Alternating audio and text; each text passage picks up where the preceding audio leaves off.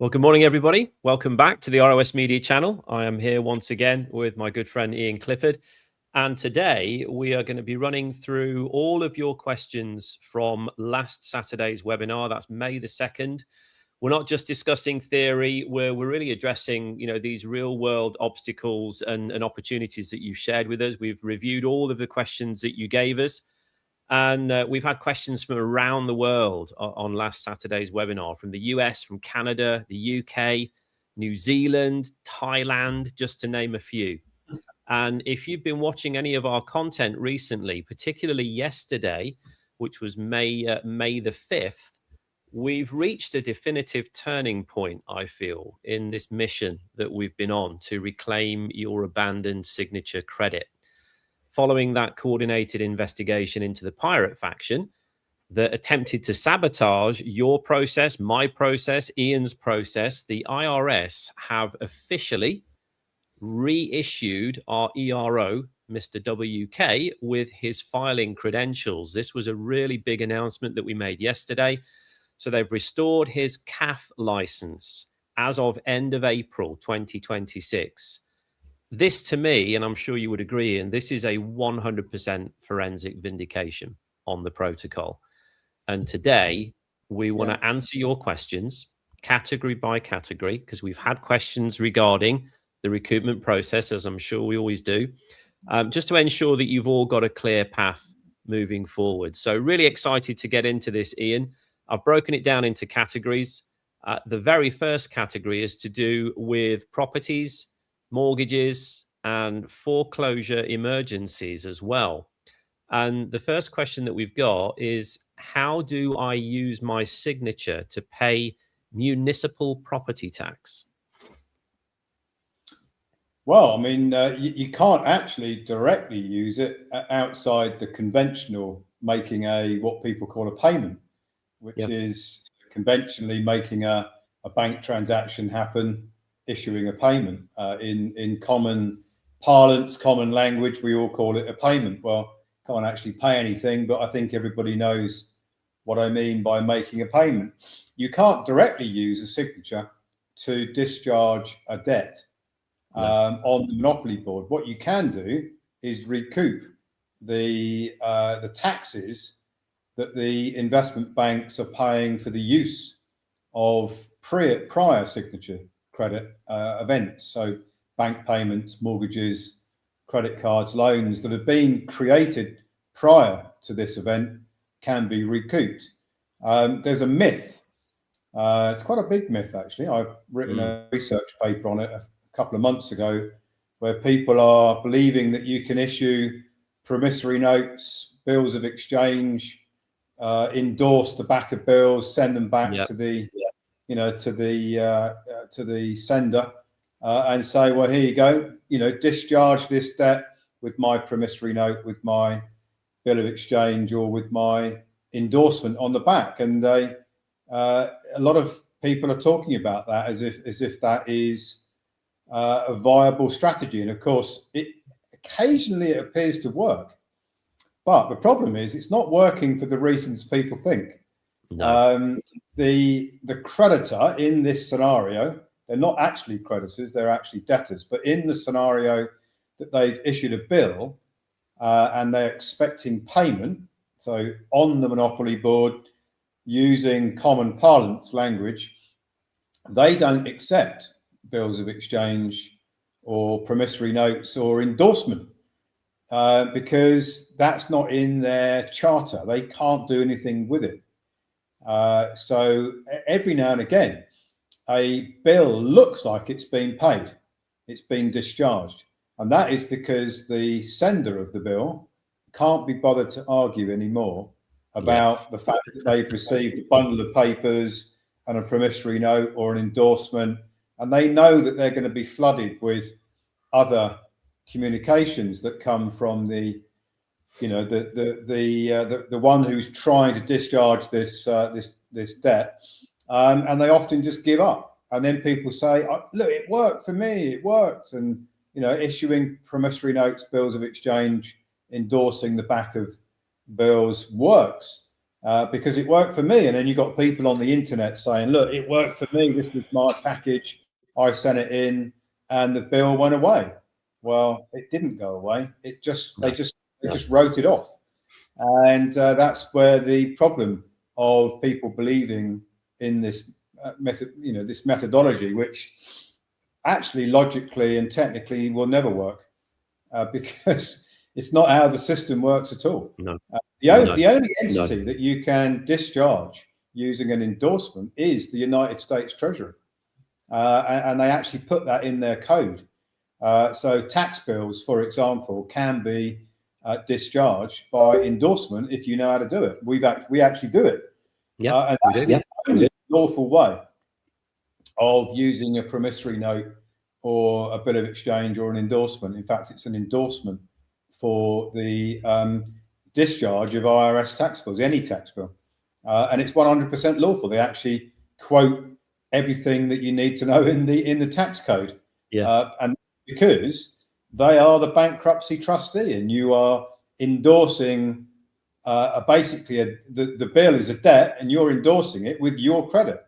And if you do it the way we do it, which is through a grant or trust, they have to accept the endorsement as a way of discharge. But that's the only scenario I know of that works with a promissory note. Right. So to be clear, if you're thinking you can discharge your water bill or your electricity bill or your council tax bill with a bill of exchange or accepted for value, whatever it is being bandied around the internet, it clearly does not work. It's only specific to those US Treasury bills. There's people out there who promote this, that like it's a legitimate way of discharging debt. And it's very misleading. And then when they get successes, they hold them up, and they put them out on YouTube and put them out on social media. Look, this process works, and that fuels more and more people to try and do it. Yeah, and it's basically I call it paper terrorism, because the bill doesn't get discharged, but all the paperwork that is fired in that follows the bill of exchange or the promissory note or the endorsement, the recipient of all that paperwork, it's like they're in a war of paper. They keep getting all these letters and emails coming in, and they really don't have the time for it. And it's probably not worth it, because the amount of money they have to spend on replying, maybe getting their lawyers to reply or getting highly paid people in their organization to reply, it's easier for them just to write the debt off. Normally these things are quite small. They're like small thousands. They're not, people aren't doing this to discharge their mortgage. No, I was just going to say, no way they're going to write that off. So no, it's just an administrative call, isn't it? That's all it is. We've got to weigh up the cost of, like you said, lawyer fees, staff fees, postage, time taken to do that. And if they make the call that it's just not worth it, then that's maybe why these people are thinking it does work, when in reality it doesn't. So I'm glad you cleared that one up. Yeah, it's kind of it's a myth that's been going around for a long time. And for a while, I wanted to believe it. And when I looked into it deeply, I completely disregarded it, because when you understand how the Monopoly Board works, it's that way. It's never going to work, because you're not discharging with nominees. You see, you're trying to discharge things with the gas company, with the electric company. They're not operating as nominees. No. And when you try and do it with a bank, the bank is never going to accept it, because their charter won't allow them to accept it as tender, as legal tender. They just won't take it. So yeah. Okay. Thank you for that. Next question, Ian, is, can this process free me from mortgage payments in countries like New Zealand? Yeah, 100%. I mean, the easiest way to look at this is, if you had today sitting in your trust bank account $5 million, just a round number, and you had a mortgage or a loan or a credit card, or maybe you've all three, and you wrote to the providers of the mortgage, loan and credit card and said, I want to redeem the mortgage, loan and credit card. I want to discharge these debts. How do I do that? They're going to send you a redemption package saying how you redeem the mortgage loan credit card. The trust sends the redemption amount, the mortgage is discharged, the loan is discharged, the credit card is discharged, gone. It's not, we're not doing magic tricks here. They receive fiat currency from the Asset Fortress Protocol Trust. And now that Asset Fortress has used a new signature credit event to discharge the mortgage loan and credit card. So now you can recoup that in the next tax filing cycle, which will be almost certainly the next year. So, it's actually a zero-sum game, literally. You can discharge the mortgage, loan and credit card. You have to wait, of course, for the first recoupment of signature credit tax rebates to come in. But once they come in, now you're in a position where you can just clear all your debts and taxes, and then know that you can recoup that discharge of tax and debts in the following year. So it really is a very peaceful way. I've done webinars on the peaceful way of solving all these debt problems, and that is the most peaceful way. Of course, some people can't wait for 6 to 9 months for their first recoupment to arrive, so they need to use another strategy, which I call the art of legal warfare. Yep, I understand that. So pay and recoup, no more letters, no more payments, because the balance has been discharged. Okay, so here's a question. How long does this process take? My mortgage is due to expire or is fully due by July 2026. A lot of people in this situation, aren't there? Yeah, absolutely. And I completely comprehend that some people haven't got the luxury of time. They need to sort out their affairs immediately or very, very soon. So to solve that problem, what we're doing is we're building out an AI and avatar combination, which will enable the debtor in the context of the Monopoly Board. The birth certificate construct is a debtor, has a debt to a mortgage company, even though it's not really a debt. And you and I have done a lot of interviews and a lot of webinars on this subject. So, but on the Monopoly Board, if you're playing Monopoly in the conventional way, the mortgage company is going to get very aggressive if you don't pay them off at the end of the term. And that was a trap which people unfortunately walked into 20 to 30 years ago when interest-only mortgages became very popular, because the cost of servicing them was very low, and people thought, well, I'll sort it out later, worry about that tomorrow. And well, tomorrow's come, and they haven't got the budget to discharge the mortgage. And some people can't refinance because they've no longer got the credentials to refinance, so they're stuck. And they could find that the mortgage provider actually pushes them into foreclosure, which is what the mortgage providers want, of course, because they make even more from the mortgage. They've already made a bundle up front, and throughout they're going to make even more by foreclosure in their game of racketeering that they play. So what the avatar and AI system will do is it will assist people to manage their own case.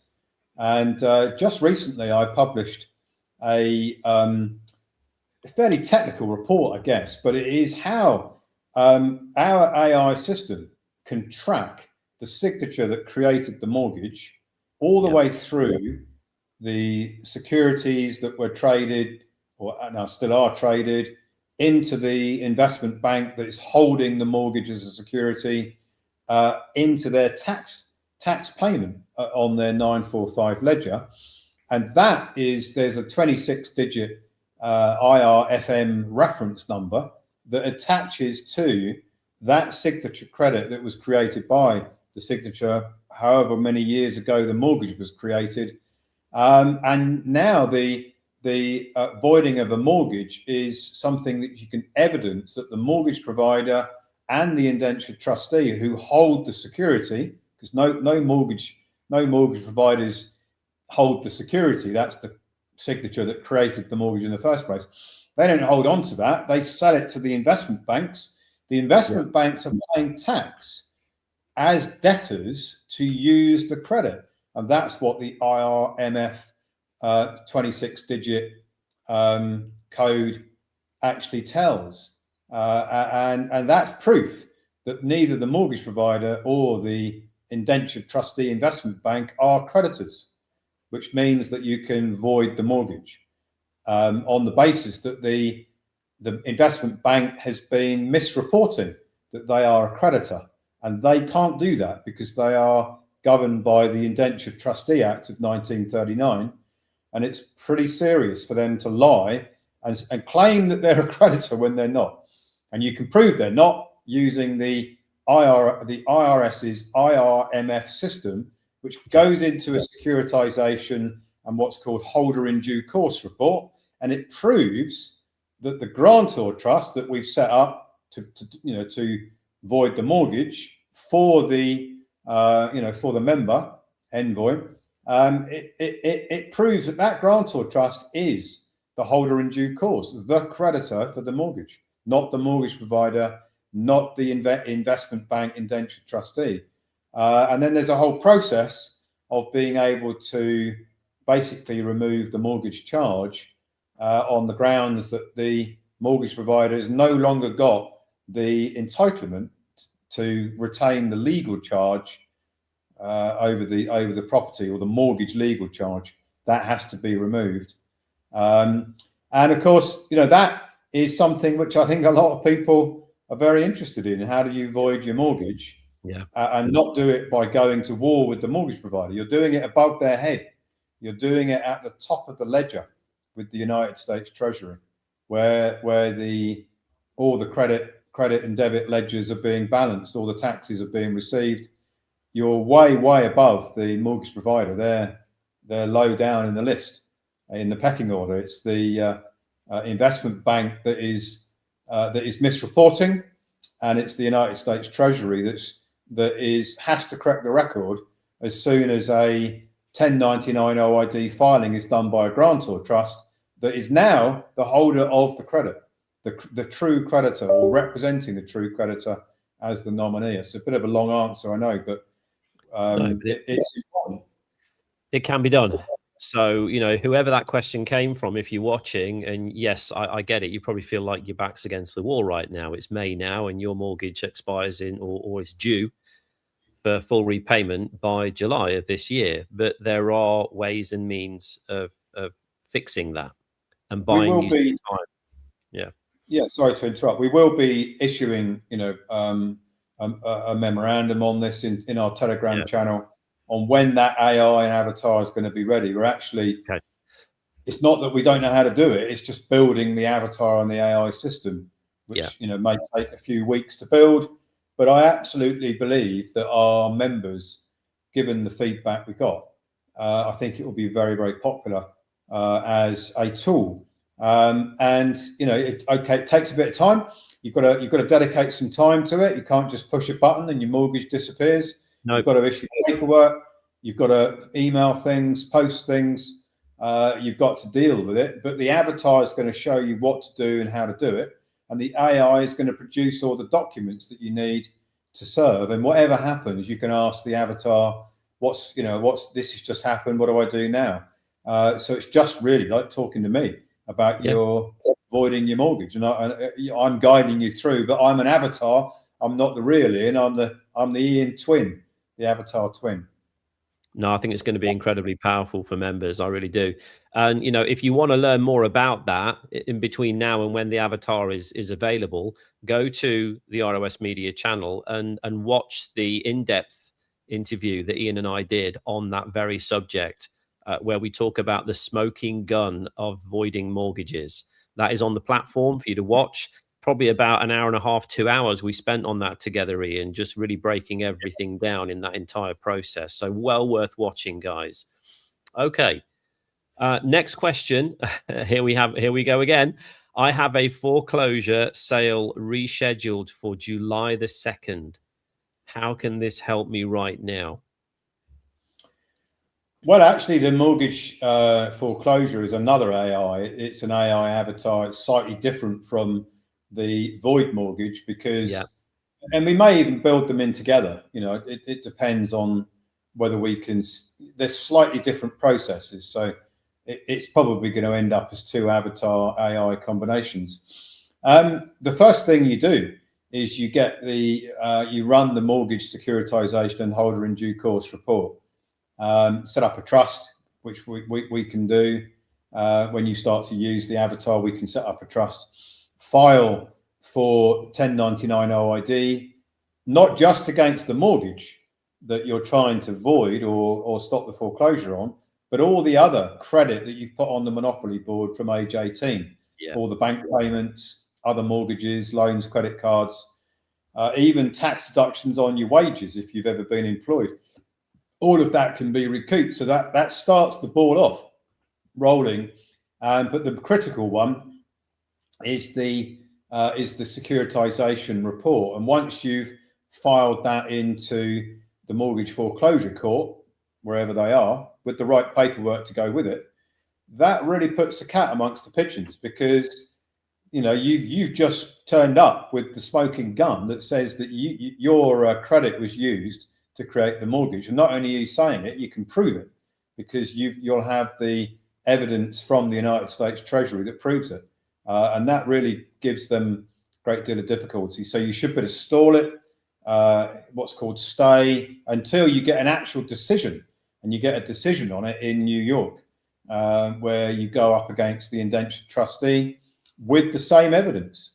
So once you've got a decision in New York, in the New York court, that the mortgage credit, you provided it, and your trust is now the holder of it, and it's the creditor, and the banks are no longer creditors, and you've got that proof, that should eliminate the mortgage threat, the mortgage foreclosure threat. So that's how it works. It's another avatar AI combination. Again, I think it's going to be popular. I don't think anybody else has got the technology. I don't think they've got the know-how. I've had a really good look around. Nobody's offering a void mortgage or a mortgage foreclosure package that I can see. You can buy securitization reports for many thousands, but then you've got to know what to do with them. And they don't track the RMF code, by the way, because I've had a look.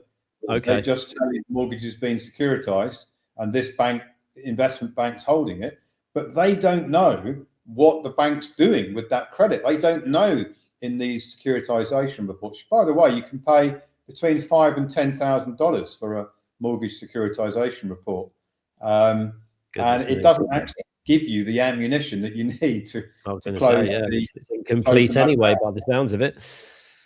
It gives you a lot, and they're quite helpful, but the smoking gun is the proof that neither the mortgage provider or the indentured trustee are the creditors to the mortgage. Well, they rely on that, and if they can't prove that they're the creditors because they haven't got any proof that they are, and you have got proof that your grantor trust is, well, you know, their argument disappears, doesn't it? They haven't got an argument anymore. It's gone. No. Okay. Fantastic.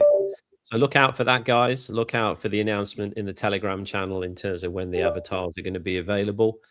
And I'm sure that you'll find that really, really beneficial moving forwards. Obviously, the ultimate remedy to all of this is signature credit recoupment. That's the main flagship of what we're doing, but we get it. You know, some people don't have the luxury of time, and this will definitely help some of you. So the next section, Ian, is to do with that pirate faction and the filing status. So we've definitely had some people maybe listening to what's been going on.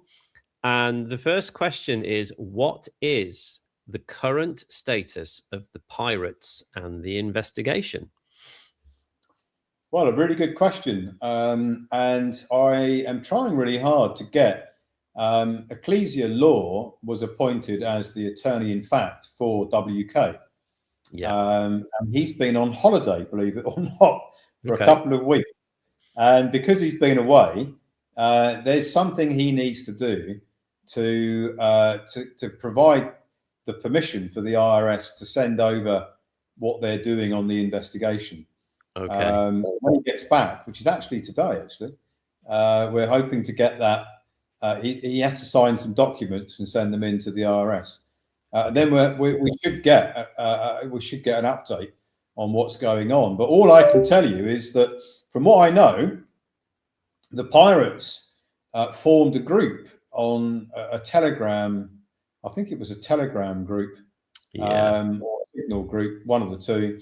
And there was about 40 of them in this group, all chiming away, talking a load of nonsense with a load of misinformation. And Amy Sanger was like the coordinator of the group, trying to convince all these people that they'd all made the right choice by filing the fraud identification reports, and that Ian's a criminal and they all did the right thing, and they don't have anything to worry about, basically. And not only that, but then they can carry on recouping their own signature credit using my method, and using WK's filing license, but not doing it exactly the way I have written in my technical research papers. They were doing it from the debtor entity. And actually what happened, which was quite extraordinary, right? One of them, who's one of the senior members of the pirate ship, had actually filed 1099 OID using her, it's actually Marilyn Prospero. I don't mind saying who she is. Marilyn Prospero, who's a good mate of Amy Sanger's. She'd actually filed using her social security number as the recipient of the recouped credit. And what did the IRS do? They rejected the recoupment. She appealed. Get this, right? This is how brazen these people are, right? She appealed it as if she was WK. She sent in an appeal as if she was the tax preparer with a license, arguing that the IRS had no right to cancel, and basically to cancel her recoupment, basically. And what did the IRS do? They sent it to their TIGA, T-I-G-A department, which is their fraud investigations department. And they wrote to WK as if he had made the complaint, and explained all the reasons why they couldn't fulfill what the complainer wanted, thinking it was WK, when of course it wasn't. And that's how we realized that the pirates had been using WK's license. I mean, you really can't make it up. Can't make it up, can you? No. It's identity theft. It's the theft of a license. It's a federal crime, because it's you're impersonating WK. You're using a federally granted license to file fraudulent tax returns, and then you are appealing them, pretending you are the licensed tax preparer. I mean, you just can't make that up. But that's exactly what happened. Okay, so that's where we're at the moment. Keep your ears peeled. There'll be some more news, I'm sure, coming up once we get to uncover what's going on that side of things. If you haven't watched the announcement that Ian and I did yesterday, definitely encourage you to watch that, with reference to the restored license, and obviously what impact that has on the 600 million of confirmed tax transcripts. So go and watch that if you haven't done so already. So moving on to the next set of questions, Ian, as far as the situation with the pirate faction and what's been going on there, another question is, why were my 2023 OID filings completed, but not my 22, 24, or 25? That to me potentially sounds like a personal process question. I'm not sure. But in essence, maybe we could just give an overarching view of what's happened with the filings outside of the 600 million confirmed, because we filed for a lot more than that, didn't we? It was close to 2 billion, I believe. 600 million, we had confirmation. Then we had the sabotage. So that leaves the other sort of 2/3 that were not confirmed by the IRS. So what's happening with those? Well, I don't know what's happened with this individual question. The person asking the question. I don't know the individual detail. All I do know is that our tax filing team are very diligent, and if there's a reason why they can't file, they would let the member know. And if you haven't heard anything about why they can't file because there's something missing in the package of documents or the evidences or whatever they need to make the filing work, then they would have filed, because there's no reason for them not to. Nope. That's their job, and nobody's gonna receive. We're not going to build our freedom community if we're not filing tax returns. So there's no reason for us not to do it. I don't know where a lot of people seem to think that we pick and choose what we do. We don't. We do everything that we're supposed to do and have agreed to do, but sometimes we can't do it because the members don't give us what we need to do it. And that's maybe the case here. Who knows? I don't know. And that's exactly why I say on many of our other interviews that we move at the speed of the most prepared members. That's what we do. If you are not checking your platform, if you are not checking your communication hub, then there's not a lot that we can do about that. That falls on the member. So what's going to happen soon, Andy? I think you already know this, but on the list, high on the list, is an avatar that you'll be able to ask about what is going on with my recoupments, what is going on with any of the protocols that you are engaged with and have enrolled into. And it will access the platform and it will tell you what is going on, whether you need to do something, whether we're doing something, or somebody else has got to do something, because there are some third parties involved. That I think is going to be very, very well used. I'm sure that a lot of people will use that avatar rather than go in the platform and search about and look in, even though we've tried to make it easy. Still, a lot of people don't go to the platform, and then they ask what's going on with their process. It's like, well, it's in your platform. We're telling you what's going on in there, which is the best we can do. Because even if we email everybody and tell them what's going on, sometimes the emails get put in spam. So they think that we're not communicating. We are. It's just that the email doesn't arrive in the inbox because it's redirected to, via some sort of spam filter in the recipient email account, not our email account, in the recipient's email account. Yeah. So it's just due diligence. Check your platform, check your emails, check your spam folders as well. Not every email inbox is. Really important that you do that, and that you show some due diligence in the process itself. There's only so much that we can do, to be fair. So we've actually got, and this is the first time, so we're going to go with this, Ian. I think it would be good. We've got a question in the chat, which is relevant to what we're talking about here as well. So for those of you who are joining us on social media, great to have you with us. And we've got a question here when it comes to the process. And I'm just going to read this verbatim. It said, I've listened to Ian for years now, and I believe what he has been saying, and can't believe my luck to have stumbled across this fantastic message. Here's the question. Why did these people believe the pirates when they had access to Ian far more deeply than people like myself? It doesn't make sense to me. Well, there's two reasons why it happened. The first reason was Amy Sanger was desperate for money, literally desperate. She had debt collectors threatening her life, I think, and she was deeply in debt, $600,000, not to a bank, but to loan sharks and family. So we're not just talking about a bank and you can go into court against them. She had very aggressive debt collectors coming after her. She'd actually buried, I learned all this later, much after the event, after the pirate sabotage event. She'd actually buried plant and machinery that she'd purchased with the credit that she'd taken from some banks. She actually buried the plant and machinery under the ground so that nobody could find it.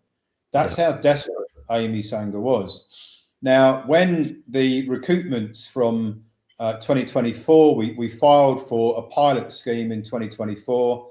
Amy Sanger's was one of the few that didn't actually come through on that early pilot scheme. So she thought she was going to get her recoupments in early 2025. It didn't happen.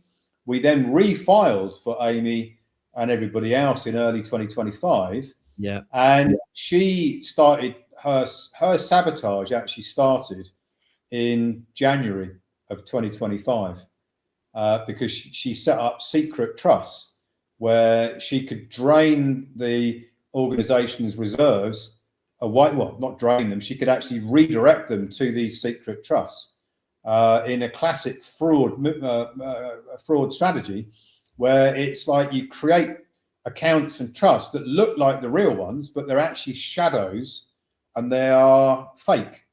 But the banks have got all the credentials to use those trusts as if they are real.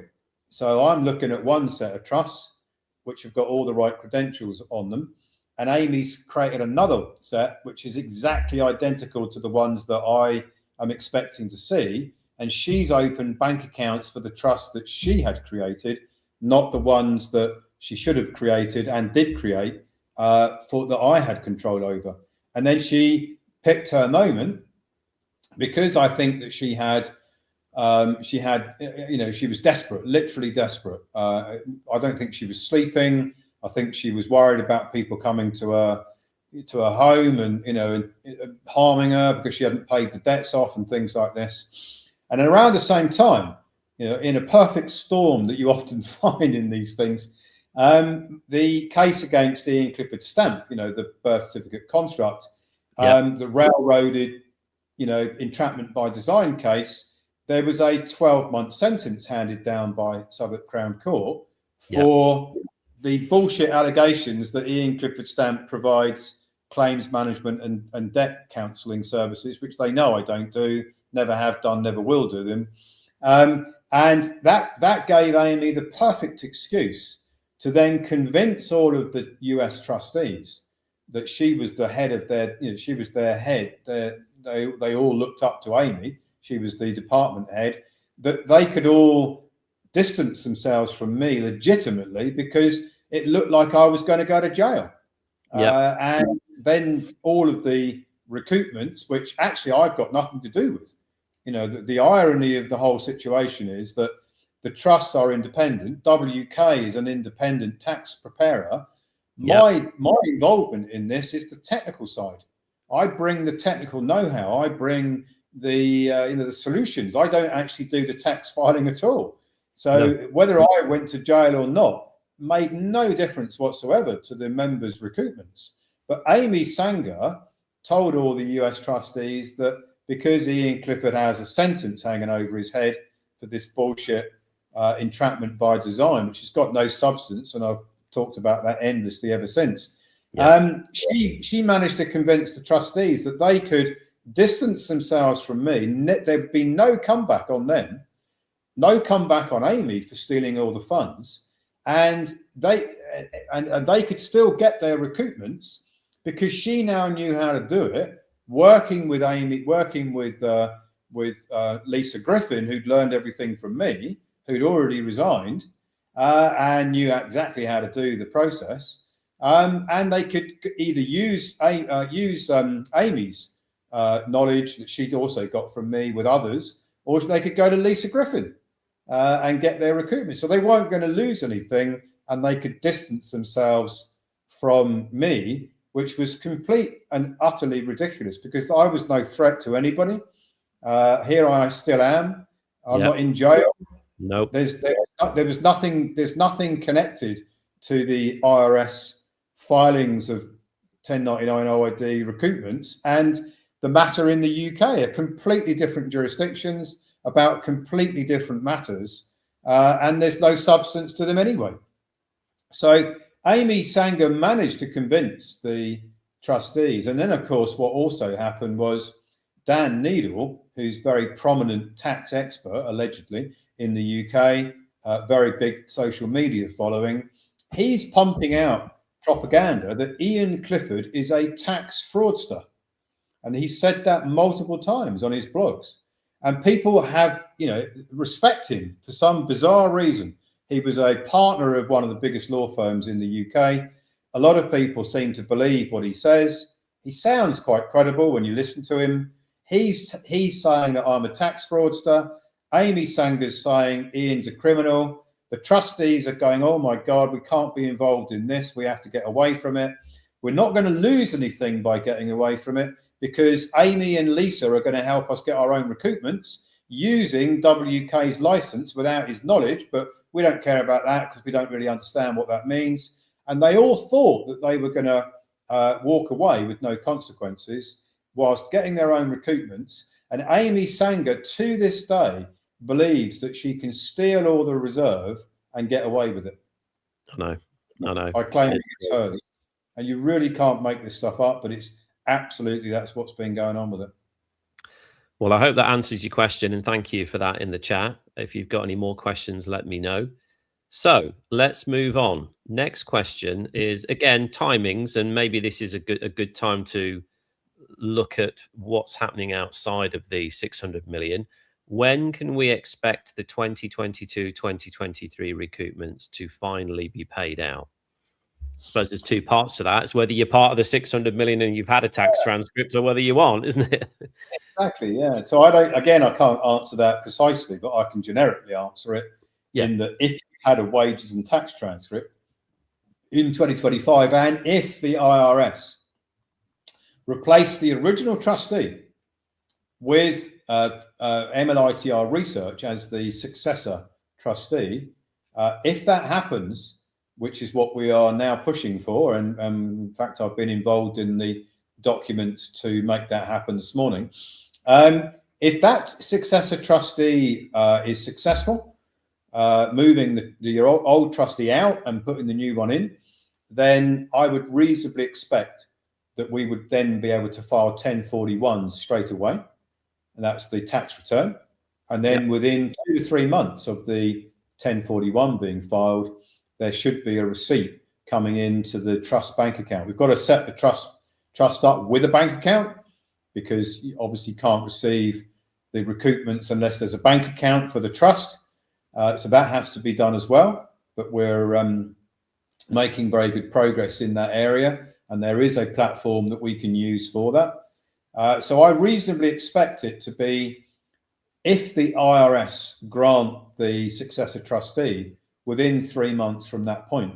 Where we are right now is filing to see whether the IRS, that's filing document packages at Ogden IRS to see whether they will move the old trustee away from the grantor trust and insert MLITR Research as the successor trustee. If they do that, then we're home and dry. If they don't do that, it's because they're still investigating the fraudulent use of the identity fraud reports, which were against every single grantor trust. Yes. But it's my opinion that the IRS knows which trusts were genuinely set up, and that is the 99.99% of them, and there were a few fraudulent ones set up by the pirates, who claim who set them up with nefarious intentions. And those are the ones that the IRS will be focusing on, the ones that should never have been set up, the tax filings that were sent into the IRS using WK's tax filing license and electronic filing software as well. It's not just his license. No. Those ones, which I think the IRS will single out. In fact, the IRS asked WK to look at the entire universe of 3,000 trusts and pick out the ones that he didn't recognize. Which was done back in January time. And I think, again, going back to our conversation yesterday, the fact that they have restored his CAF license would suggest, not saying this is absolutely 100% crystal clear, but certainly would strongly suggest that he is not an active part of this fraud investigation. He's helping with it, yes, but that to restore his license, why would they do that if he was under fraud investigation? That doesn't make any sense to me.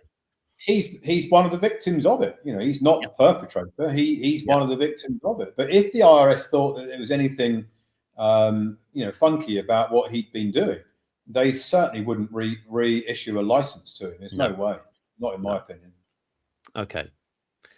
So final question under this section, Ian, is what is the message for those of us who are simply waiting for our process to move? Well, the message is that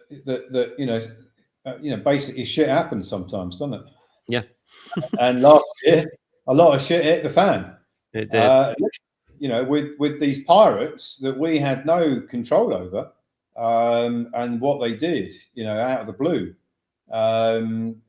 which was, one of the most devastating things I've ever experienced in my 40 odd years of running ventures. To have $2 billion of recoupments, struck out and undermined through people that you trusted, and 600 million, which was confirmed. To have that and your reserves stolen at the same time in the same week, and then people leave in the same week that you were trusting and relying on, all in the same week. That's a pretty extreme event. Yeah, it was. I remember it well. Yeah, I remember it well, and we don't really want to revisit it. Onwards and upwards. That's what I say. Yeah, I mean, the good news is that although it's cost people, they've had to wait, and they're still waiting, and I completely get it. We're all waiting. I'm waiting. Andy's waiting. Everybody's waiting to get the result. But we have been able to improve the process since 2025 as a result of it. And it caused me to really double down on research to make sure that there was nothing at all going on with our method that could cause a problem. We've been able to set up MLITR research as the trustee. We've been able to refine how the banking works. A lot of people don't realize this. They think these things just magically happen. The structure that I've built is one of the most complex structures I've ever built, because there's lots of moving parts, there's lots of aspects of it, and nobody's ever done it before. And when you go and talk to banks about what we're doing, it's not the easiest conversation to have, is it? That you're recouping signature credit that their bank may not is paying tax on, and we're going to recoup that tax and then give it back to the bank within a bank account that's maybe in the same bank that we're actually recouping, not from them but their taxes. So they have to get their head around that, because the banks don't actually know. It's only the people at the very top of the pyramid actually know what's going on. The people in the banks are completely oblivious to how this system works. They have no clue whatsoever. They think it works the way I thought it works, the way you thought it works, all those years ago before you even dug into this. So, if you want to learn more about that as well, guys, if you want to really see the true machine behind signature credit recoupment, front to back. So I'm talking about the monetary system and how that works, the signature credit recoupment side, as in the filing side, but also what Ian's been talking about, which is what we are working on right now, the banking side of things, the structure required for that, the type of trust structure that you need, where that needs to be in the world. We've chosen Wyoming for a very specific reason. There's so many different things to this. If you want to see that, I would highly encourage you to go to Ecclesia Law and look at the technical report that Ian has written on that. It's 13 pages long. I've read it, and it is incredibly in-depth. This is not an easy process. But like you said, Ian, there's always a silver lining to the problems that we've had, and that has been that you've really refined this process into something that is completely robust from front to back. And I absolutely have 100% confidence in how it works. I really do. I think Edison, when he allegedly invented the light bulb, he had quite a few light bulbs that looked like they were going to work, and then they blew up after an hour of being turned on. So he had to keep on refining them until he got one that actually stayed on and didn't blow up.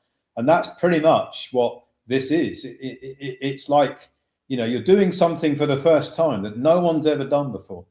You can't know all the answers until you try things out. And anybody who's ever invented anything will know that that's 100% how it works, right? You don't copy someone else because there's no one to copy. So you have to try things out. And I'm a little offended. I have to be very candid here, because when people keep asking me why haven't they got their results, and we're working our fingers to the bone to get them, and I've used all my skills and talent to create this life-changing process. And still people are criticizing, and still people are going, when am I going to get mine? Like, we're not doing anything. I really do find it quite offensive. Just have to say it the way I feel, right? Yeah, no, I agree. It is. So, let's drop the entitlement and let's show some appreciation, is what I would say. Gratitude is an amazing thing. There's plenty that we can all be grateful for. And, if you hadn't even stumbled across this, if you hadn't been introduced to this in the first place, then you've got to consider what would you be looking forward to in the future? Yeah, what would your life be looking like? Before people knew anything about signature credit recoupment, they were carrying on whatever they were doing, and they were obviously having issues. A lot of them are having problems, and I get it. It's not nice to have problems, but problems bring solutions generally if you look at it in the right way. And then they come across signature credit, and it didn't happen for them in 2025. And then suddenly it's all my fault. Their whole life is my fault. That all their problems have now become my fault. I know. But I'm the guy who invented the solution that's going to change people's lives, that some people say could win the Nobel Prize. But nobody says to me, or hardly anybody says to me, hey, Ian, we had all these problems before, but you've given us the light. You've given us the way forward. We understand that it hasn't worked for us yet, but we absolutely are confident it will. And we want to thank you for what you've done. Now, some people actually do say that, but the majority just keep looking at me as if I'm deliberately, causing them a problem, which I've got the complete opposite intention. I want to solve people's problems. That's what I'm here for. I don't want to cause people problems. That's not in my nature. And how many times have we said it? We don't want to be talking about bank recoupment and mortgage foreclosures all day, every day, do we? We want to be talking about the Freedom Plan. We've just had a member who's in the chat, Ian, commenting on something very, very aligned with the Freedom Plan, who says, I'm in the process of building a vehicle, transportation, unique, already paid for the taxes and the paperwork in which the ownership of the vehicle has been filed in. It gets around 2,000 miles per tank of gasoline, top speed of around 165 miles an hour. I have pictures, I have proof, I have documentation. I might end up like that guy who invented the car that ran off water. Well, I hope you don't end up like that guy. We really don't want that. But this is the type of technology, the type of expertise, the type of resources that we do want to be talking about. We want to be talking about free energy. We want to be talking about, farm to table food and clean water, even cars that run on water, because we know that they do exist. There's such a lot that we want to get into, and it's the recoupment that's going to be the fuel for all of these things. So thank you for your comment there. Let's move on, Ian. We've got a couple more sections to go through as well. The next one being really just to do with historical recoupment going back to the age of 18.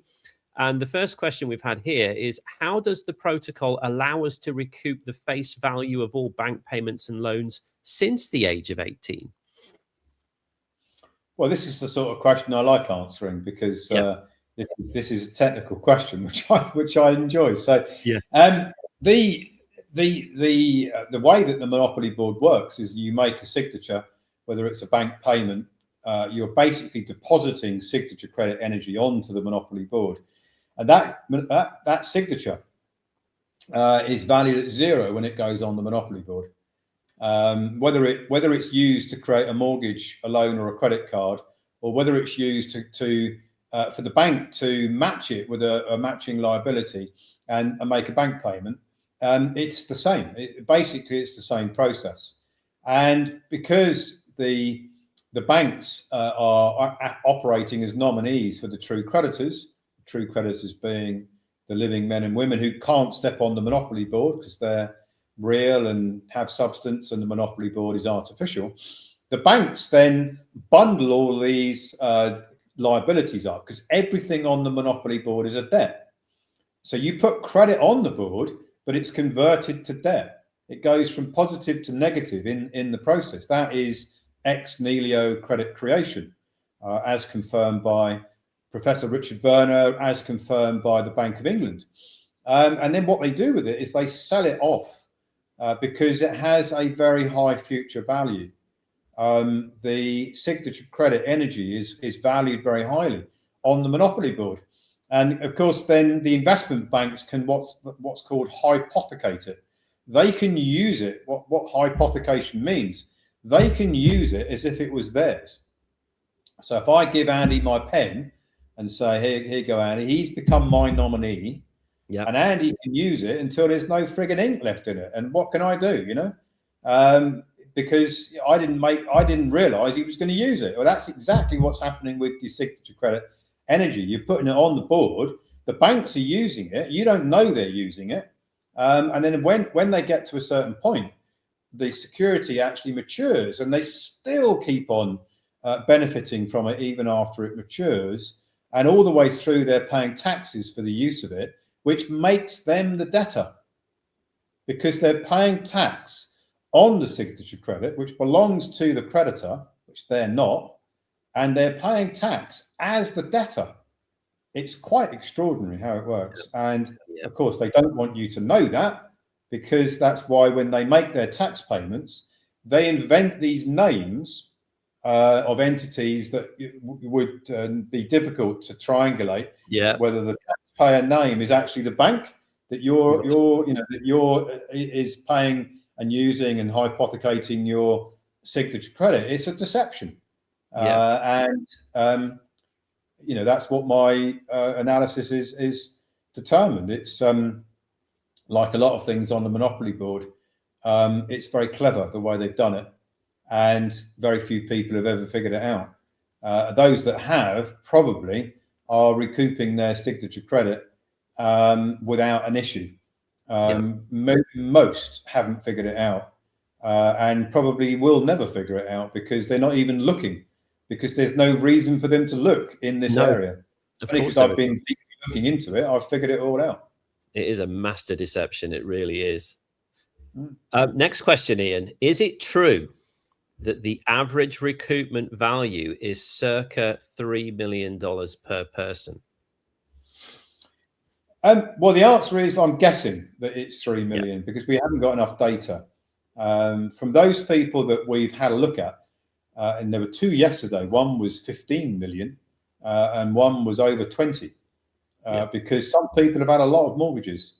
Some people have had, they've had a lot of businesses which have been using the signature to make the bank payments through the business accounts. I don't actually know if 3 million is the amount, but if you think about it, unless you are very, you've only just turned 18, there's a lot of economic activity that we've all put on the board. Even if we only had one job at a low salary or a low wage, didn't even get a mortgage or a credit card or loan, we probably put hundreds of thousands on the board. If we get to 40, 50 years of age, which a lot of our members are in that bracket, that age bracket, 40, 30, 40s, 50s, 60s.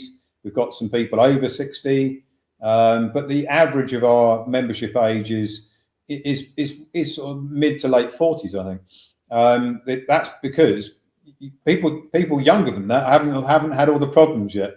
People that are in their middle years are experiencing the problems, right? So that's why our membership is in that age bracket. And those people have, even if they had a low paid job for 25, 30 years, that's a lot of credit you've put on the board. Still a lot. Yeah, exactly. And then you add landlords in who've taken out 50 mortgages for their, for their property portfolio, and add all those together, you can easily get to very, very high values. So I don't know what the average is. I'm guessing it's about 3 million. Mine would be, would be significantly more than most in our membership, because of all the things I've done, and I'm older, of course. So I'm likely to have a very high value because of all the things I've done, and I'm older. Andy, I don't know whether you've done your calculations. Have you got any idea on? I mean, to be fair with Ian, and this is just my personal view on this. We could go back to the age of 18. My wife and I could have gone back to the age of 18, but we haven't, and we haven't for a reason, because we don't need it. That's why we haven't done that. I've gone back a number of years. I ran a business back in the early 2000s as well, prior to the crash in 2008, and there was enough money moving through that business just in that one account to secure my family's future. So I only actually went back to around that time, around 2007, 2008. I didn't see any point in being greedy and going back further when there was no necessity to do so. So we've gone back just to that point. That equates to, broadly speaking, what you're saying here, around $3 million, probably about two to £2.5 million, there or thereabouts. For me and my family, we don't need any more than that. We really don't. We can buy a wonderful family home, get out of the rented accommodation that we're in.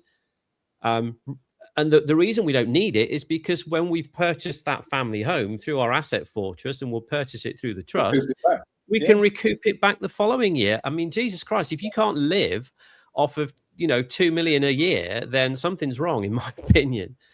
So what we want to do then is we want to be smart with that. Like you've said, we want to then, instead of just buying stupid stuff with it, we want to buy assets with that, buy gold, buy silver, get into the commodities and the things that have real money. And why would you not want to do that? Why would you not want to take money that has absolutely no substance and no value to it, but have the ability to buy things with substance and value?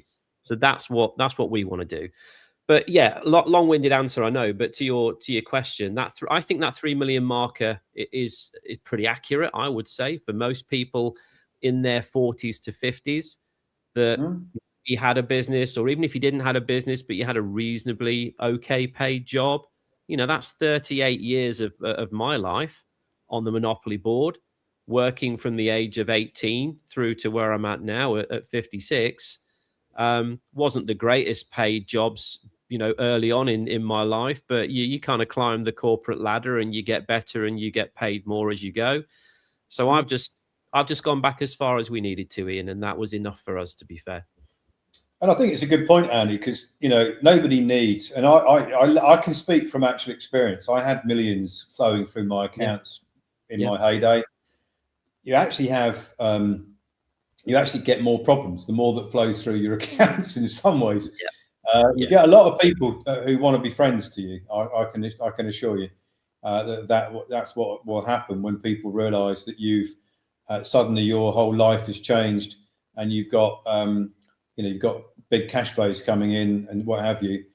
You get a lot of false friends. I can tell you that. I can imagine. Who want you to help them with this, that, and the other. It can be a bit tiring. So all you really need, and it's a bit like the Rolling Stones said, you might not get what you want, but you get what you need. So do you want 20 million? Probably. But do you need it? No, you might only need 2 or 3 or 1 to have a very, very nice experience. And that's where I think we should really all be. I don't need 20 million to have a personal, I just carry on doing what I'm doing now. I'm not going to go out and party it up and things like that and buy yachts and planes and all those kind of things. I had all that before, so I'm not going to go and do all that again. I'm just going to carry on with what I'm doing. Can you just pause, mate? Yeah, hang on a second. Well, I can't because it's a live stream, unfortunately. So, guys, you'll just have to bear with us for a second. You could ad lib for a minute, Andy. There's a bit of a problem. Not a problem. Well, I'm going to move to the chat because the chat's quite active, Ian. Sounds like the cats are at each other in Ian's in Ian's place. So again, we've got some comments coming in here, which is great, and I really appreciate the fact that you guys are engaging in the chat. This is really good to see. Something that we want to see more of. This is why we're also now live streaming on the social media platforms, because I know that some of you like to kind of tune in on there rather than watch this as a recording. So that's great. And, just going back to what I was saying earlier, I think the way that you want to be looking at this when it comes to signature credit recoupment is, what do you need? What do you really need versus being greedy over this? I could have gone back and my wife could have gone back to the age of 18 if we wanted to, and we're well within our rights to do that. But you've also got to consider that there's only so much tax that is placed on the 945 module, that there is a limit to the amount of taxes placed on there. And that if we're having to get into the realms of moving money from other modules to the 945 to accommodate huge recoupments that people probably don't really need, then I would rather just have what I know my family need to buy a family home and to secure our pathway moving forwards, and then leave enough on there for other people, people like you, people like our members, people like new members coming in. That's the way that I look at this. So I hope that that's helpful for you in terms of how signature credit recoupment works, because we also recognize that for many people who maybe were looking at just the last 3 years of bank payments, maybe those people, those members, are not in the best financial position right now. And the difficulty with that is that if they are potentially on benefits, or maybe in a very low income role as an employed person, that 3 years worth of bank payments probably isn't even enough for them to be able to buy themselves a decent property in today's age. So to have the ability to go back now to the age of 18 changes the game for everybody. This is why we've called it the Monopoly Game Changer, if you hadn't guessed. So I'm really excited about the rollout of signature credit recoupment, because for people who are on low incomes or low salaries, whatever you want to call it, and they're thinking about the last 3 years of bank statements that they could recoup. Maybe they were only earning 15, 20K a year. Some people may be earning less than that. So 3 years at 15,000, while a $45,000 or £45,000 windfall might be nice, it's not enough to buy a family home, is it? It's nowhere near enough. It's not enough to secure your financial future. So having that ability to go back to age 18 is huge for people. But really and truly, for those who are maybe in a better position financially, I would just encourage you to maybe adopt the attitude that we have and just go far as, but go back as far as you only need to, and not necessarily to the age of 18. And just think about, what would be a life-changing amount for me and my family? What do we want to do with that? Knowing that you can recoup it every year going forwards anyway. This is not a one-time trip. This is an annual thing. So you've got to consider that as well moving forwards. But hey, Ian's back. So I'm going to stop talking. And what I'm going to do now, Ian, is I'm going to move into the next question, because I think we've kind of wrapped that one up on the 3 million marker. I was just saying to people either watching or people in the chat, that maybe for those who are less fortunate, maybe they're in a low income employed role, maybe they're on benefits, whatever it is, that the original going back 3 years, it's not enough, is it? It's not enough. If you're making 15, 20K a year, it's not enough to buy a family home. It's not enough to secure their future. But now they've got the ability to go back to the age of 18, which is great for those people. And I would encourage people who have maybe struggled for a long time to go back to age 18. But for people who are better off, people who are financially okay, people who have maybe had a good salaried position or had a business and there's been money moving through that, maybe think about adopting the attitude that my wife and I have, and just go back as far as you only need to, because you can recoup it every year moving forwards. That's kind of where I left that one. Yeah. So the next question is, what does it mean to have entered standing as a banker at age 18? Well, the living man woman is never a banker. They're the agent for a banker. The banker is the birth certificate construct. It is the entity that is going to issue these promises to pay in the future, the negotiable instruments. As an artificial entity, as the same as all the banks are. They're all artificial entities. There's no substance to them. So it's not the living man woman that gets to 18 that becomes a banker. It's they become an agent for a banker. Because when you get to age 18, then you can lawfully be the agent for the banker. Prior to that, the birth certificate construct is a minor, known as a minor on the monopoly board. Has to be looked after by its parents. Can't get mortgages, loans, credit cards, because it hasn't got the credentials as the agent yet, because it's not old enough. So the man woman is never the banker. It's the birth certificate construct that becomes the banker when they come of age, depending on which country they're in and what the system in that country is. But in most places, it's around 18 to 21. I don't know of anything after 21. No. And I don't know of any country before 18. I'm not saying there isn't one, but I don't know of one. So, okay.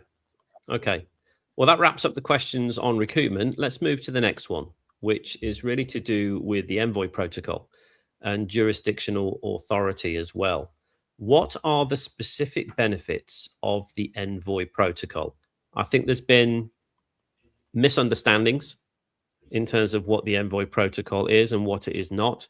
It is not diplomatic immunity. Let's get that out there straight away. You know, it reminds me of the old Mel Gibson film where the guy holds up his diplomatic card and says, "I have diplomatic immunity. You can't touch me. You can't do anything to me." So maybe you could just clarify what the benefits of it are, Ian, for the record. yeah, I mean, we have done a whole interview on this, which is on the ROS Media channel, and there's also documents that explain it on Ecclesia Law Institute in the technical area under Envoy protocol. It's explained there, and I have published documents on the Telegram channel as well in the past. So there's quite a bit of information available, and when the avatar is available, which is very, very soon, you'll be able to ask the Ian Clifford avatar exactly this type of question, and it should give you the same answer or very similar to the answer I'm going to give you now. The problem with the agency at the moment is that the living man woman is an agent, whether they like it or whether they don't, and there's not much they can do to sever the agency because it is established from birth.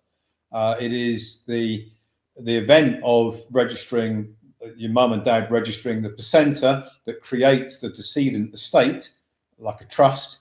The living man woman is joined to it through DNA.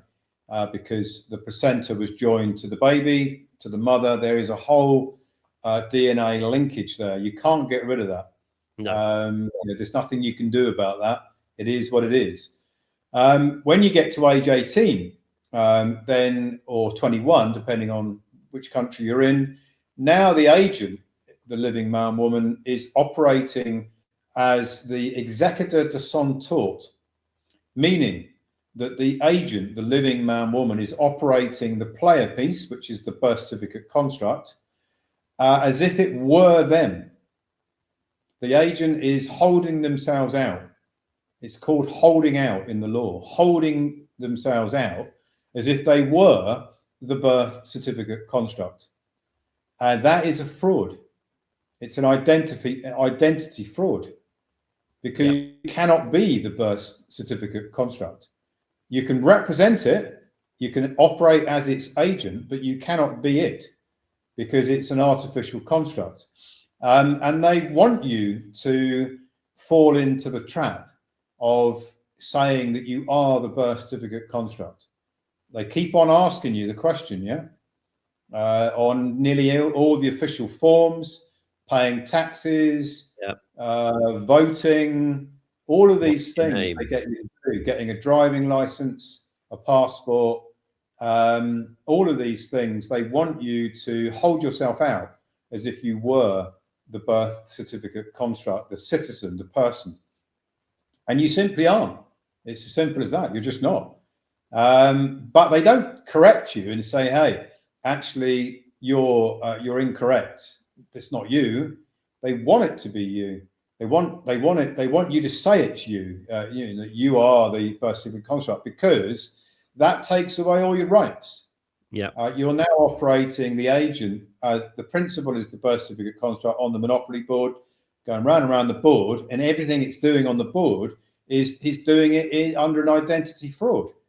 So they tricked you into taking away all of your rights, because now the living man woman has no rights, because fraud eviscerates everything that the birth certificate contract does. They're not going to tell you about this because they don't want you to have rights. No. They want you to be a slave. So as a slave, slaves don't have rights. Only the controllers have the rights to do what they want to do. So the answer to the question is that when you file a declaration, as two things. One is the correction of the agency. It's not removing the agency, it's correcting the agency. That Yeah. you are operating as the general executor, or occupying the office. The living man, woman is occupying the office of the general executor over the birth certificate construct. So what you're now saying, you're making a declaration that you're no longer operating as an executor de son tort, which is an executor of all the wrongs. That's what it means, de son tort, all the wrongs. You are now operating as the occupant of the office of the general executor lawfully, and you will use the birth certificate construct, and you will make declarations, and you ought to be putting general executor on paperwork for the for the estate, because that's who you are. You are the agent, or you can just put agent underneath, agent for, because that's exactly who you are. You are the agent for the birth certificate construct. You're not the birth certificate construct. You've declared that you've cleaned it up. You've cleaned the record up. It's clausula rebus sic stantibus. That is a declaration of basically rescinding all of the falsehood from the past. Now you're saying you didn't know, it's genuine. You didn't realise that you've been operating as an executor de son tort. You no longer are going to operate as an executor de son tort. You're going to operate as the occupant of the office of the general executor of the decedent estate, which is your right to do. You're also declaring that you are alive, because in the system they presume, because you've never declared that you are alive, that you're dead and you're lost across the seas. And they actually say that in the Sesquivet V Act. Dead lost at sea, that's right. Yeah, 1606, 1707. They say in there that you will be presumed dead unless declared alive. Well, you've never declared that you're alive, probably. Some people might have done, but most probably never have. So not only are you presumed dead, but you are presumed operating as the agent, as an executor de son tort. So the envoy protocol cleans all that up, and you are declaring that you are an envoy of a ministry. And as an envoy of a ministry being the Republic of Old Souls, you are now elevating yourself up to the envoy status, because ministers, of which you become, have an elevated standing in the law. So you're cleaning up the record. You are occupying the office of the general executor, and you're removing the executor de son tort. You are declaring you're alive, and you are operating as an envoy. That is, in a nutshell, which we did an hour and a half on it, I think, a few months ago. That's what's going on, and that's why you should do it. And also, it makes a difference when you come to tax filings for the signature credit recoupment, because at the moment, and it probably would never stop people, but to be very, very careful and cautious, you don't want to be an executor de son tort as a beneficiary to the grantor trusts that are filing tax returns, because the executor de son tort is operating in fraud. You don't want to be operating in fraud, receiving the benefits of your grantor trust that's receiving millions of dollars in tax recoupments as a presumed fraudster. No. You don't want that. So this is why. It's why it's part of the package, yeah? Exactly. Why the Envoy protocol, the Asset Fortress, and the signature credit recoupment is all one package that we call the Monopoly Game Changer. So it's a cleaning up of your standing so that you can receive those funds without any potential issues further down the line. It's protecting those funds within your Asset Fortress. And then obviously we've explained what the signature credit recoupment is anyway. So perfect. Right. Next question. Again, people not really understanding how the Envoy protocol works. Can I drive a vehicle or demand a diplomatic passport from the Ministry of Foreign Affairs after the 3 notices have been sent out? No, I wish you could. They're not going to. They're not going to invite you to afternoon tea and roll the red carpet out and give you a diplomatic passport. No. They don't want you to have any rights. It's the bottom line. You don't get a diplomatic passport. I've watched and read many people talking about 5-star passports in the United States, and you can get you can file paperwork in the United States and then get a diplomatic passport issued. I did deep research into it, and I actually tried it out to see if I could get it to work, and it didn't work. So it on many levels it should work, but I was unable to get it to work. Maybe possibly in the United States you could get it to work. It's pretty difficult. Some people claim they've done it. I don't see any evidence of anybody actually doing it and succeeding.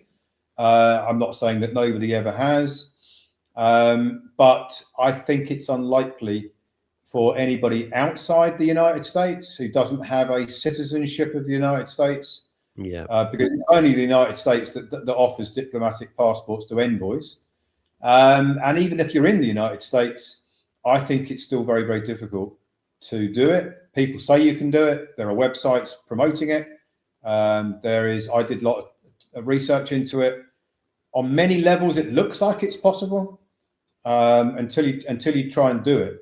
And then what happens is that the Secretary of State, which is who you have to file the paperwork with, just don't reply because they don't want to give it to you. No. Okay. Next question. How does this work? Does this work the same in the USA as it does in the UK or other regions? Nearly. Yeah, the nearly is because if you are the agent for a birth certificate construct, citizen of the United States, then you can't have an asset fortress with a 98 series grant or trust without a lot of maneuvering, financial engineering. So you create a ministry instead of a 98 series grant or trust. You get a 508c 1A ministry, and that you use that as your private treasury. Then everything else is identical. It's just where you receive the recoupments in the private treasury. The grantor trust that is going to file the 1099 OID, that stays exactly the same for everybody. But it's the next grantor trust or private treasury for the United States citizens needs to be different. And you're actually going to do an interview on this, aren't we, soon? So we're going to be talking all about it, about why it's slightly different.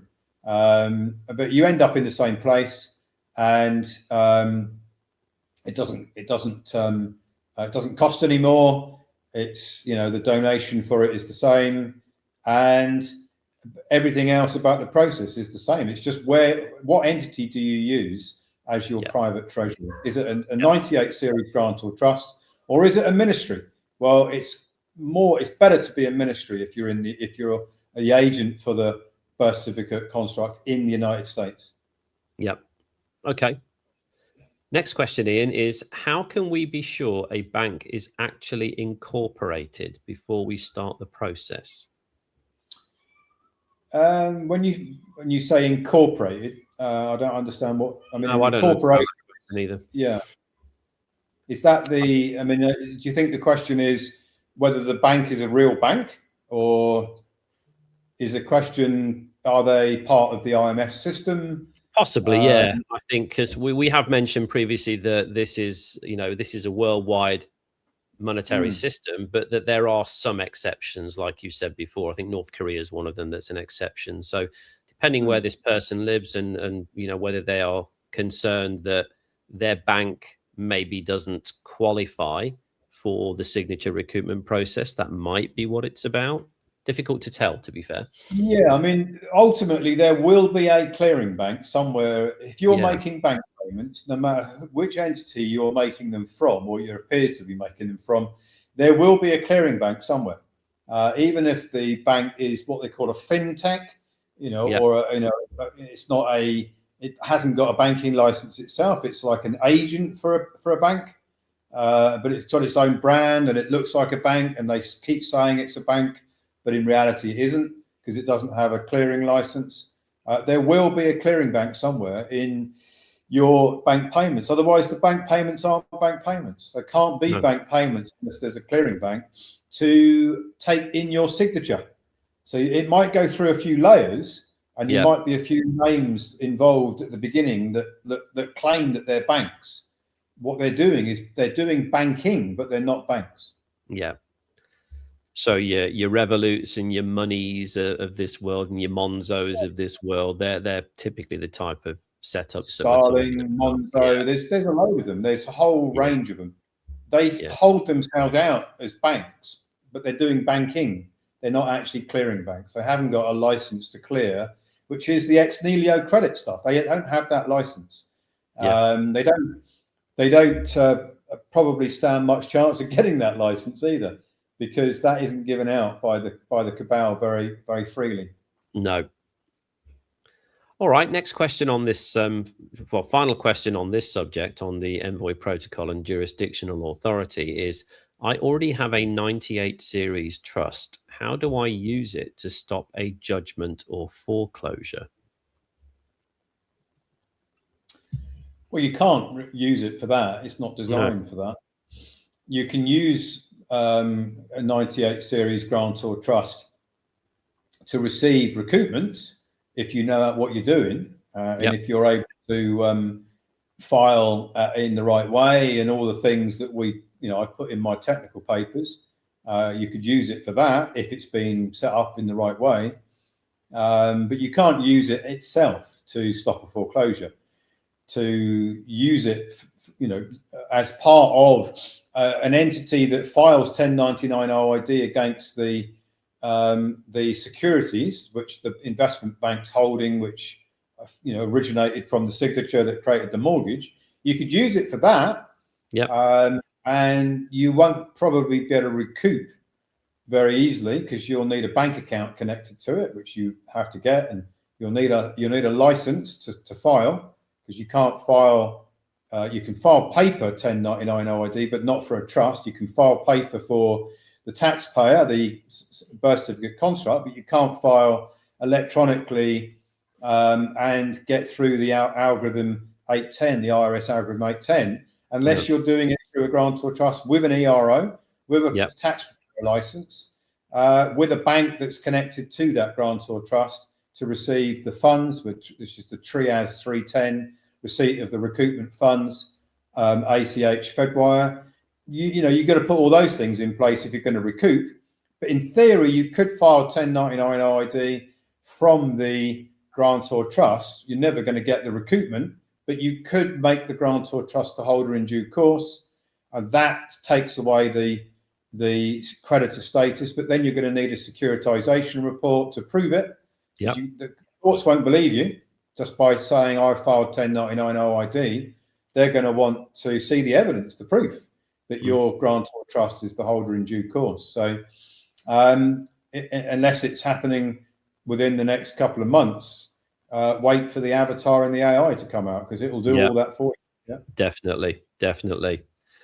Okay, final section, Ian, and this is really to do with just next steps and sort of transitions from here, kind of linking back to when we were talking about the sabotage and what's going on with the current trusts. But the questions we've got here is, once the trust paperwork is signed, what happens next? I'm going to have to assume that the trust paperwork is the tax filing grant or trust. I'm going to have to assume that. Because you become a grantor for the 1099 filing trust, the first grant or trust that is established. What's going to happen? It's as we've been through many times before. It's you have to get your estimates together of what credit you put on the monopoly board from 18, if that's what you're doing. You have to have a meeting with one of our consultants and go through we have a methodology to establish the bank names, the amounts, and all that stuff. That all has to be lodged in our system. You don't have to go and get all your bank statements or go and find all your mortgage statements. You just need to know the names of the banks and the amounts and roughly the years between this year and that year, I issued this much in bank payments. In this year, I took out a mortgage for this face value. That's what the consultation meeting is going to establish. That will tell you what the recoupment amount will be, and then the rest of it is all facilitated.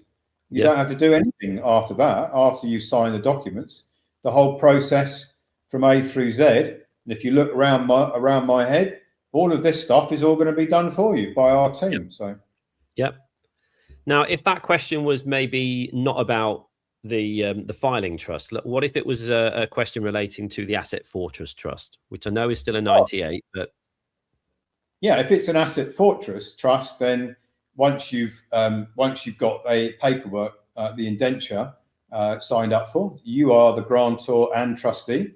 When I say you are the agent for the grantor and the trustee. The living man woman is the agent for the birth certificate construct that signs up as a grantor of the 98 series trust, signs up as the trustee. The living man woman is the beneficiary of that trust. We will then assist you in getting a bank account for the trust. And then when the recoupments come in, there will be a transfer from the tax filing grantor trust to the Asset Fortress grantor trust. And then it's up to you. You do whatever you want to do with it. It's your trust. You're the grantor trustee. You can spend what you want, where you want, because you'll have a bank account and a bank card. And then you should be able to go through those cycles that we've been talking about, where every year you've got a new recoupment coming into the Asset Fortress, you spend out, you recoup back. It just goes in cycles. Yeah. Okay. Fantastic. And the final question: how do I transition my existing trust to the MLITR Research Clean Slate? Well, we're doing that for you, but that's the way I look at it. Yeah, I mean, that's exactly the answer. It's the member doesn't have to do anything. They're already the grantor of the trust. They appointed a trustee. There is a successor trustee being substituting the original. In the original documents, the grantors agreed to have a successor trustee, and now we're invoking that. So you don't have to do anything. It's all done. Exactly what you said, Andy. So yeah. So that's all your questions, guys. We've had questions in the comments, which have been wonderful to see. We've answered every single question that was given to us at point of registration as well, and categorized them. So, hopefully those concerns that you've had, those questions that you've had, I hope you can see that they are being met with action, because that's exactly what we are doing right now. We're moving now into this step-by-step process for this 2-track filing system that Ian's spoken about, in an effort to bring these funds home. Because when we bring those funds home, we can then start focusing on what really matters, which is the Freedom Plan. So great questions today, great engagement in the chat. So thank you guys for coming on board live with us as well. If you're not live and you're watching this as a recording, then I hope you've enjoyed, and I hope we've answered your question that was in there. Final thoughts before we kind of move on, Ian? Well, my final thoughts are that we're trying very hard to put information over to people in our membership, and this is what these interviews are about and what the webinars are about. And but I think the big game changer is very shortly going to be launched, which is the Ian Clifford Avatar, which you'll be able to ask questions about anything that I talk about. Any time of the day or night. And I think that's the game changer for a lot of people. And what I really want is to expand this information out. And I've recently announced on the Telegram channel that we're going to be offering a rewards scheme for those who share the avatar. So if you want to get £100 of credit in your digital wallet for sharing the Ian Clifford Avatar with people that credit will assist you in you'll be able to offset it, discount future protocols, or even the current protocol that you might want to do if you haven't already done the Monopoly Game Changer. This Saturday's webinar I'm doing is talking about the transition for those last year, the 2025 members who had the wages and tax transcripts. I'm then talking about how the money system works. I'm then talking about the Monopoly Game Changer, what you can do.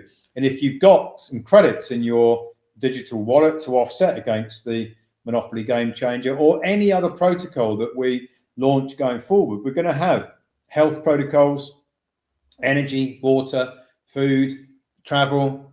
There's going to be, new protocols being launched going forward that you'll be able to offset that credit against. So if you wanted to share it with 100 people and 100 people all engage with it it's got to be more than 10 minutes. I can't just click on it and say they've engaged. They've got to actually engage with it, and you've got to actually ask it some questions. Then you can amass quite a lot of signature, a lot of credit, which will go against the protocols that you might want to enroll in going forward. So that's how I want to spread the word. I think it will work. I think people will share the avatar. You don't have to be an advocate if you don't want to be. You can just be a member and use that link. That you'll receive a link and spread the word. And if you want to become an advocate, then you can on top of your your discounts that you're going to get through the reward scheme, you'll be able to introduce people who might want to become members, and then you can get the advocate commissions, passive income, and all the rest of it. So there's lots of opportunity to to take part and help us build the nation up to the 500,000 that is in our target. Help us do that. We're being, because of the information, and because the cabal knows that we're right over the target in what we're doing. Social media, emails are being constrained, things like that. So, we want you to spread the word, basically, to people that they can't stop that. And that's what we want you to do. And they won't stop results either. The way I look at this, Ian, is, as soon as we've brought this signature credit home, we're going to need the avatar. We really are, because I think the floodgates are going to open at that point, and everybody's going to want to be doing signature credit recruitment back to the age of 18. And, we don't have the team to be able to have people just on calls with physical people all day, every day. So I think the avatar is going to be a welcome addition to the portfolio, using what the cabal want to entrap us with to facilitate your freedom. That's the irony of it, but I love the irony. If you do want to register for the webinar this weekend, guys, then you can do that from your platform. So you'll be able to join myself and Ian. It's I'm going to be hosting or co-hosting this weekend with Ian. Sims, unfortunately, is not very well this week, so she's having a bit of time off. So she'll be on after that. I'm going to be hosting it this weekend on the 9th. And if you want to register for that, you can simply go to roswebinars.is and register there. Or if you're already a member, you can go straight to your members platform and you'll be able to register from your members area. And I look forward to seeing you there, as does Ian, I'm sure, 10 a.m. sharp, Saturday morning on the 9th. And also 10 a.m. in the country you're in. So it's not just 10 a.m. today. We are making the webinar available at 10 a.m. in all the other countries that we're, where we have membership. So that's amazing. So while we appreciate everybody coming on live from Thailand and from Canada and from Australia and from New Zealand, you don't have to get up at stupid o'clock to do that anymore. You can get up at 10 o'clock at your time. You can get up at 10 o'clock a.m. in the UK if you want, or you can wait for the webinar to be made available to you at your given time, your own time that you want to watch it. So that's what we're doing. A lot of people do get up early in the morning and middle of the night and all those, but that's not necessary going forward, unless that's something you want to do. Yeah, we can't stop you if you want to do that, and we'd love to see you on there live if you can.